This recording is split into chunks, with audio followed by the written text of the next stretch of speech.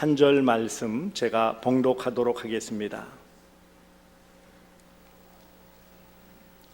신약성경 야고보서 2장 14절 말씀 찾으신 줄 알고 제가 봉독합니다. 내 형제들아, 만일 사람이 믿음이 있노라 하고 행함이 없으면 무슨 유익이 있으리요? 그 믿음이 능히 자기를 구원하겠느냐? 아멘. 여러분, 코끼리를 냉장고에 넣을 수 있을까요? 없을까요? 코끼리 냉장고에 넣을 수 있습니다. 딱 3번이면 돼요. 첫째, 냉장고 문을 연다. 둘째, 코끼리를 넣는다. 셋째, 냉장고 문을 닫는다. 끝. 그럼 냉장고에 코끼리가 들어가요. 중요한 거는 사람들이 인식에, 우리의 생각에 우리 집에 있는 냉장고만 생각하니까 냉장고에 어떻게 코끼리가 들어가? 라고 생각하지만 냉장고 크기는 크게 만들 수 있어요. 우리가 지금 신앙생활하고 교회 다닌다고 하면서 지금까지 여전히 자기중심적인 내 생각, 내 고정관념에 매여서 신앙의 틀을 벗지 못하고 여전히 힘들어하는 모습들이 참 많습니다. 여러분, 다시 한번 묻죠. 구원받는 게 쉬워요, 어려워요?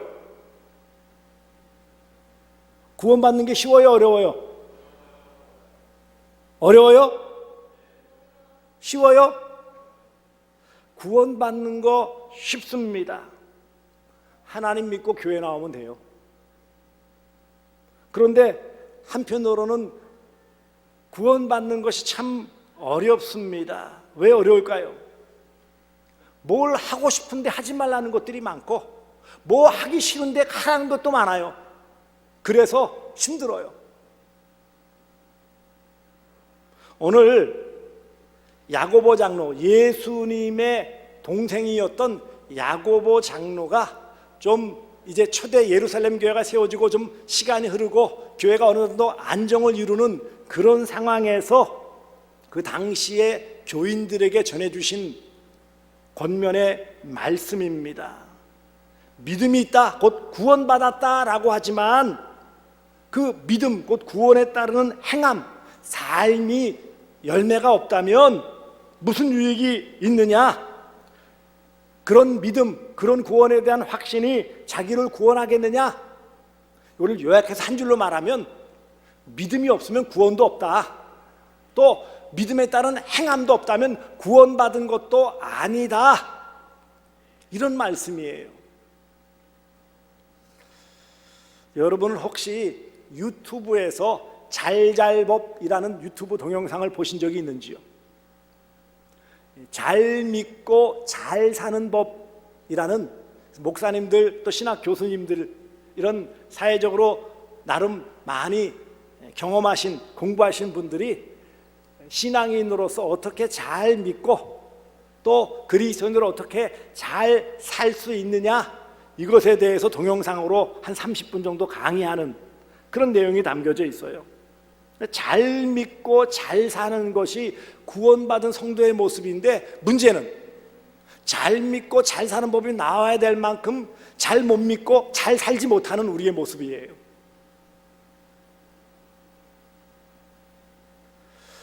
우리는 분명히 믿음으로 구원받았다라고 고백을 해요. 그런데 구원받은 이후에 우리의 삶의 모습을 돌아보면 참 어떨 때 의문이 들 때가 많아요. 내가 정말 구원받은 것인가? 난 교회는 나름 열심히 다니고 일요일, 주일일 맞추어서 예배 시간 맞추어서 예배도 열심히 참석하고 나름대로 신앙생활 꽤 부지런히 한다고 하면서도 마음 한편으로는 뭔가 허전해요. 뭔가 뻥 뚫린 것과 같이 안 채워진 것 같은 그런 느낌이 든단 말이죠. 구원받았다고 하는데, 내가 때때로 그래서 고백하고 감사하고 눈물 흘리기도 하는데, 내 삶의 현장에서는 그런 감정들이 계속 이어지지 못하고 덜컹덜컹 될 때가 많아요. 정말 구원받았다면 구원받은 자의 삶은 어떻게 살아야 될까요? 교회를 다닌다고 하면 교회 다니는 내가 교인인데 그럼 어떻게 살아야 마땅할까요? 교회 다니기 전, 곧 믿기 전에 삶하고 그냥 똑같은 삶을 살아도 될까요?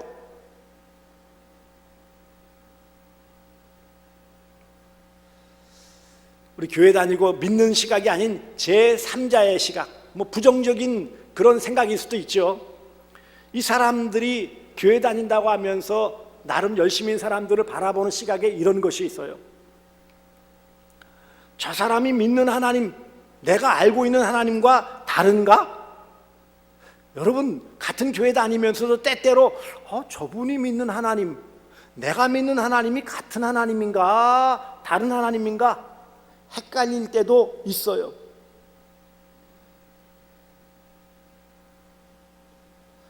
대충 적당히 교회 다니면서 마음의 안정, 평안과 현실적인 복만 누리려고 다니는구나, 그렇게 비판적인 부정적인 생각을 가진 교회 밖의 사람들이 상당수예요. 한편으로는 그렇게도 보는 거예요. 자기 권리주장, 곧 복을 받기를 원하지만 의무, 생활에서의 변화는 나타나기를 원치 않는, 권리만 누리고 의무는 다하려고 하지 않는 그런 모습이다라는 따가운 시선도 있어요.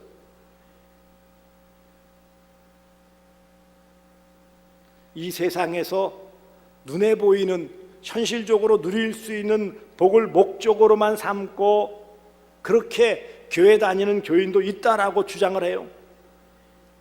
더 나아가서 믿는다는 것과 사는 것에 대해서 일치하지 않는 이런 모습 때문에 교회 밖의 사람들이 손가락질을 합니다.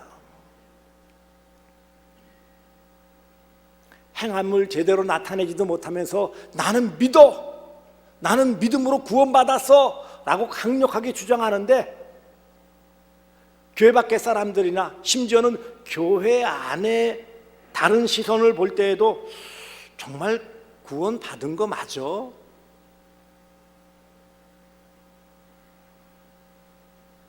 참 그런 의문이 들게 하는 우리의 모습은 아닌지요. 예수 믿은 다음에, 소위 교회 다니고 구원받은 다음에 왜 살아야 하고 어떻게 살아야 되느냐에 대한 고민을 해보신 적이 있습니까?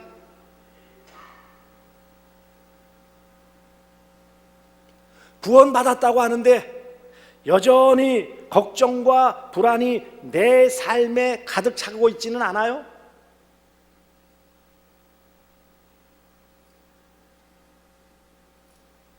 사랑하는 성도들이요, 구원받았다고 그것이 끝이 아니에요.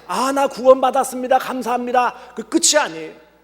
구원받았다라는 것은 과거적인 분명한 사건이고 사실이지만 구원받은 이후에도 여전히 그 구원을 이뤄나가기 위해서 우리는 이 땅에서의 삶도, 이 땅에서의 생활도 잘 살아야 되는 거예요.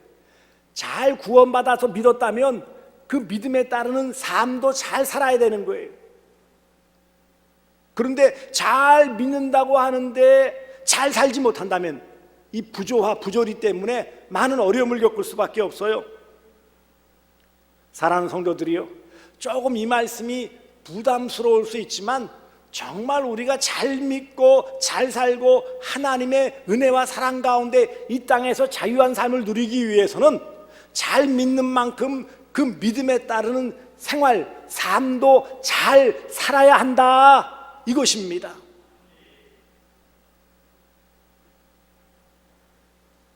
한마디 못한다면 구원받은 이후의 삶은 대단히 중요해요. 왜냐하면 구원받기 전의 삶은 지나가는 거예요. 끝이에요. 그래서 우리가 어쩔 수가 없어요. 참 못나게 살았어도, 별나게 살았어도 그것은 지나간 과거예요. 하지만 우리가 구원받아서 적어도 하나님을 믿는 하나님의 자녀요, 예수님을 따르는 예수님의 제자요, 성령 충만한 성도라고 한다면 적어도 다르게 살아야 된다는 거예요.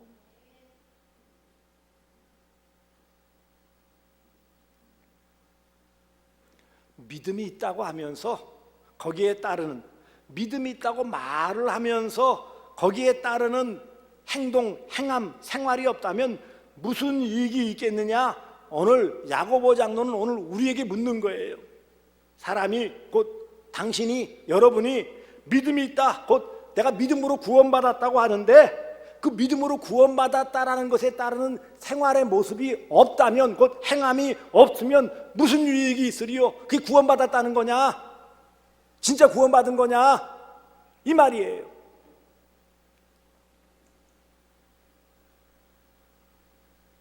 한마디로 말하면 이 말은 부정을 유도하는 질문이기 때문에 없다라는 말이죠. 곧 믿음으로 구원받았다고 하면서 그 구원받은 믿음에 따르는 행함이 없다면 그건 가짜다, 구원받은 거 아니다 라는 것을 요구하는 거예요. 거기에 두 번째 질문은요, 믿음에 걸맞는, 그래서 그 믿음이 능히 자기를 구원하겠느냐? 그 믿음에 걸맞는 행함이 없다면 그것은 구원받은 것에 이런 사람의 모습이 아니다. 참 한편으로 무서운 말씀이잖아요.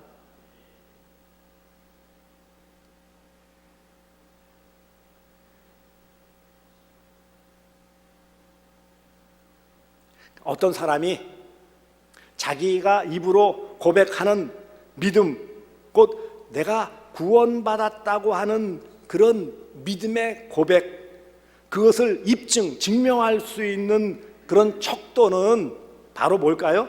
행함이에요. 열매를 보면 그 나무를 알 수 있듯이 그 사람의 생활의 모습을 보면 그 사람의 믿음, 곧 구원받은 여부가 드러난다는 거예요.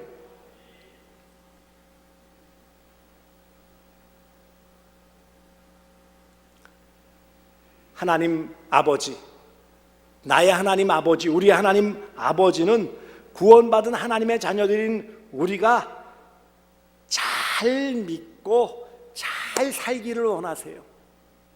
구원받은 자의 삶을 이 땅에서도 충분히 누리며 살기를 원하시는 것이 아버지 하나님의 뜻이에요. 여러분, 자녀들 하나 둘 셋 뭐 그 이상 있잖아요.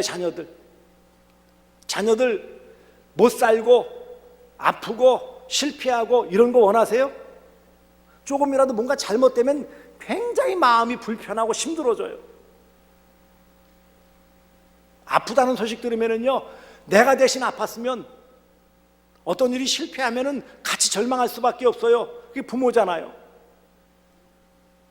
하물며 하나님께서 독생성자 예수님을 대신 십자가에 달려 죽게 하시고 값을 치르고 우리를 살리시고 구원해 주신 그런 대단한 존재, 우주에서 유일한 존재인 나를 사랑하시고 내가 바르게 믿고 바르게 살아가기를 원하시는 것이 하나님의 뜻이 아니겠느냐고요. 이제 구원받았으니 마음대로 제멋대로 살아라, 그렇게 하나님이 우리를 바라보실까요? 이런 엄청난 대가를 치른 저와 여러분은 이 땅에서 나그네 삶을 살지만 좀 제대로 살기를 원하시는 거예요. 바르게 살기를 원하시는 거예요.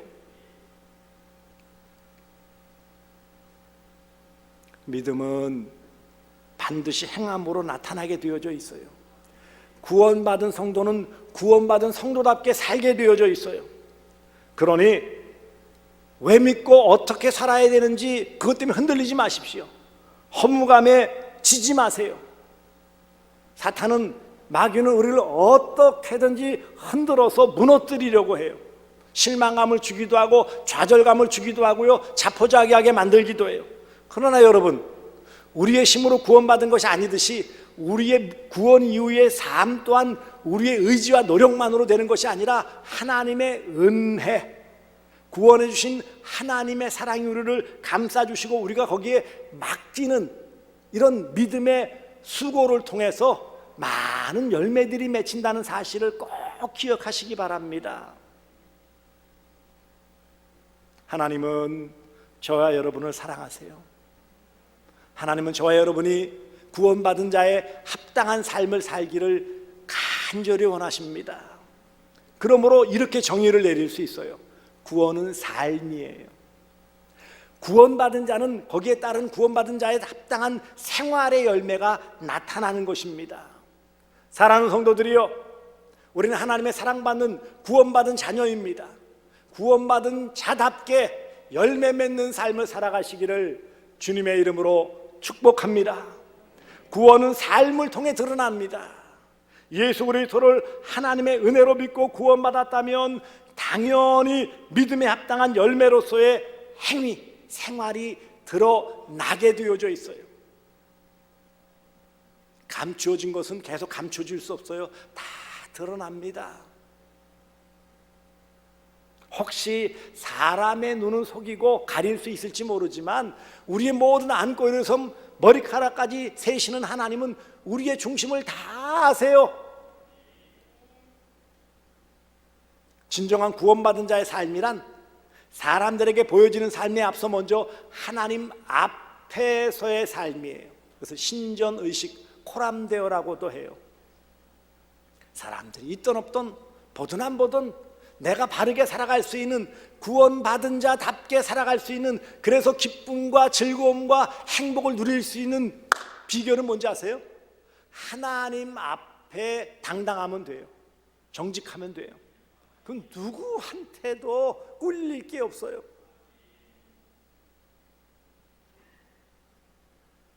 신앙이 건강하면 삶이 건강해요. 여러분 그렇잖아요? 마음이 건강하면 육신이 건강하듯이 신앙이, 구원받은 성도다운 삶으로서의 신앙이 건강하면 생활도 건강하게 되어져 있어요. 구원은 마치 사과나무와 같아요. 요즘 보니까는 영천이나 이쪽 보면 사과 나무들이 주렁주렁해가지고 대부분 다 땄지만 있더라고요. 여러분, 사과를 심어서 몇 년 정도 키우면 그 다음부터 열매를 맺어요. 처음에는 몇 알 안 열리고 작은 열매가 맺히지만 이제 잘 농부가 과수원지기가 가꾸면은요 점점점 주렁주렁 열매를 많이 맺어요. 왜 그럴까요? 사과나무니까. 사과나무니까 당연히 뭐가 맺혀야 되는 거예요? 사과가 맺혀야 되는 거예요. 마찬가지로 하나님의 은혜로 우리가 구원의 나무로 심겨졌다면 당연히 뭐가 있어야 돼요? 열매가 있어야 돼요. 어떤 열매요? 삶의 열매, 생활의 열매, 행위의 열매가 있어야 돼요. 늘 이 부분에 있어서 사도 바울의 믿음으로써 구원받는다는 이신칭의 교리와 행함이 없는 믿음은 죽은 믿음이다, 이게 충돌한다고 오해를 하는데 전혀 그렇지 않다라는 거예요. 믿음으로 구원받았어요, 당연히. 하지만 그런 구원받은 믿음을 입증하는 것은 뭐라고요? 행위라는 거예요. 그것을 강조하는 것이고 선후 관계를 정리하는 것이지 충돌하는 게 아니에요. 행함으로 구원받는 게 아니고요, 구원받았으니까 행함이 따른다는 거예요.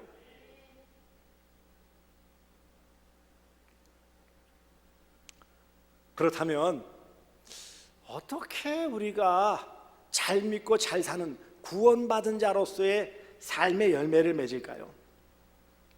좀 다른 시각에서 저는 여러 가지 고민했었어요. 여러분, 일단 우리의 믿음 생활에 여유를 가지시기 바랍니다. 이 말이 뭘까요? 너무 우리는 강박관념에 시달려요. 교회 나오면 당연히 이렇게 변해야 되고, 교회 나오면 이렇게 기도도 잘해야 되고, 교회 다녀서 조금 직분 맡으면 이만큼 성경도 읽어야 되고, 봉사도 해야 되고, 헌금도 해야 되고. 그게 강박관념이에요. 그것 때문에 오히려 자유로운 신앙생활에 오히려 방해가 되어지는 일들이 너무 많아요. 아니, 심지어는 그런 부담감 때문에 교회를 멀리하고 떠나는 분들도 계세요. 그것이 하나님의 뜻일까요? 하나님이 그렇게 부담 지어서 내쫓으시려고 우리를 불러주셨을까요? 아니요. 오해하지 마시고 들으십시오. 신앙생활은 우리를 자유케 하시기 위해서 주신 은혜예요. 사탄의 죄의 결박으로부터 자유케 해주셨다면 우리는 그 안에서 자유함을 누려야 돼요. 강박관념으로 올가매어서 신앙생활하지 마세요. 기본적인 우리의 의무가 있지만 그런 예배와 어떤 기본적인 신앙생활 외에는 좀 자유로우시기 바랍니다. 새벽기도 나오면 감사하고 좋죠. 영성을 위해서. 근데 그것 때문에 내가 신앙에 어려움을 겪고 그것 때문에 생활까지 문제가 된다면요, 차라리 새벽기도 안 하는 게 자유로울 수 있고 신앙생활 더 잘할 수 있어요. 봉사도 마찬가지예요. 밥만 먹고 교회로 뛰어나와서 계속 살고 있으면 그게 신앙생활 잘하는 것일까요? 안타깝지만 많은 교회에서의 갈등은 오히려 그런 강박관념에서 열심을 내는 거기에 충돌이 생기는 거예요. 내 강박관념과 다른 이의 강박관념이 꽝 부딪히는 거예요. 그게 진정한 믿음에서 나온 것일까요? 아니면 내 강박관념에 나오는 열심일까요? 근데 이걸 구분을 못해요. 내가 믿음으로 잘하고 열심히 하는데 왜 저 사람은 안 인정해주고? 그런데 가만히 한 발 물러나서 좀 생각을 해보세요. 정말 그것이 하나님이 원하시며 기뻐하셔서 하는 내 자발적인 믿음의 모습 감사한지, 아니면 정말 이렇게라도 해야 뭔가 내가 좀 내 마음에 좀 든든함을 얻고 이래야 좀 더 뭔가 좀 복을 받아 누리는 것 같고 이래야 좀 신앙생활하는 것 같은 모습을 보이기 때문에 그렇게 한다면은요, 그건 껍데기일 뿐이에요. 그러므로 정말 우리가 이런 구원받은 자의 삶을 잘 살기 위해서는 어떻게 해야 합니까? 강박관념을 내려놓고 좀 여유로운 신앙생활 하시기 바랍니다. 한국교회 교인들은 목회자들부터 너무 강박관념에 탁 사로잡혀져 있어요. 하나님은 그렇게 극단적인 하나님이 아니세요. 안 하기만 안 해봐라. 근데 가만 놔두나 그냥. 그리고 조금만 잘못하면 그냥 후려 패시고 조금만 실수하면 막 걷어차시고 그런 하나님이세요? 아니요. 사랑하는 대구 서남교회 성도들이요, 여러분 신앙생활에 조금 여유를 가지시기를 바랍니다. 그래야 나도 볼 수 있고 남도 볼 수 있어요.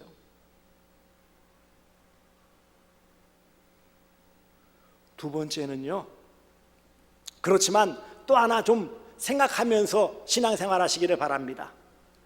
덮어놓고 믿는 게 아니라는 거잖아요. 그렇다면 어떻게 살지? 어떻게 사는 것이 하나님이 기뻐하시는 삶이지? 라고 좀 생각하면서 좀 신앙생활 하자는 거예요.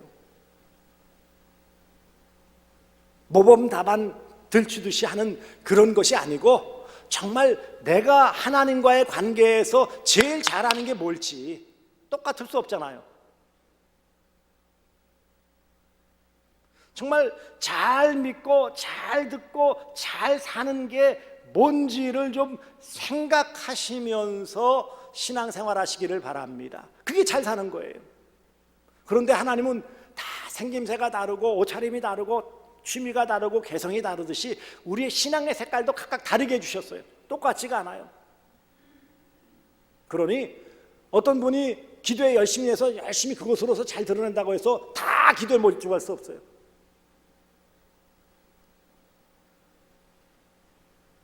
어떤 분이 봉사에 열심히 해서 그것을 잘한다고 해서 다 봉사에 몰두할 수는 없어요.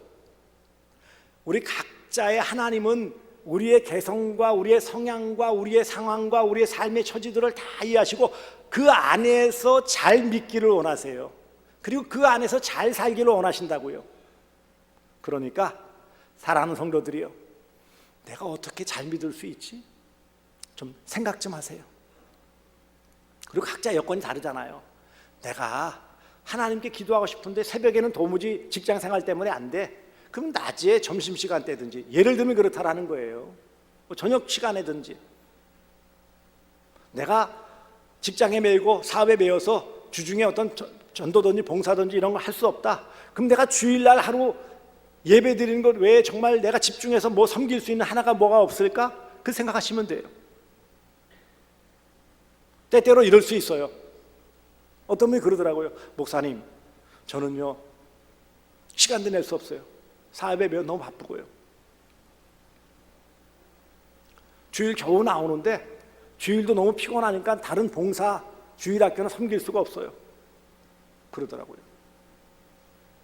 그래서 집사님, 그럼 집사님이 제일 잘할 수 있는 것, 그나마 집사님 제일 많이 가지고 있다고 느끼시는 게 뭡니까? 그러니까 시간도 없어, 뭐 재능도 없어, 여러 가지 없어, 바빠.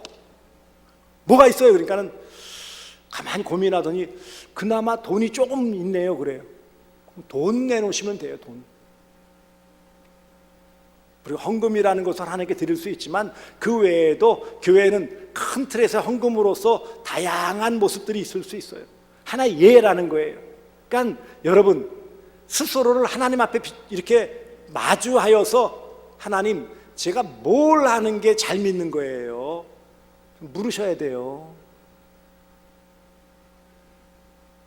내가 시간을 내야 될까요? 내 재능을 바쳐야 될까요? 아니면 내가 정말 제게 있어서 가장 많이 제게 주신 은혜 가운데 제일 나은 것을 드려야 될까요? 다양하죠. 똑같을 수가 없어요. 생김새가 다르듯이 다 다양하기 때문에 잘 믿고 잘 사는 구원받은 이후의 삶에 있어서의 모습들은 각계격파예요. 각각 하나님과 앞에서 답을 얻어야 돼요.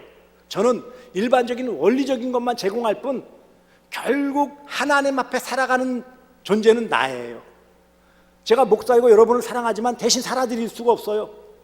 때때로 중보기도하며 위에서 기도하지만 그 전적인 문제를 다 끌어안을 수는 없어요.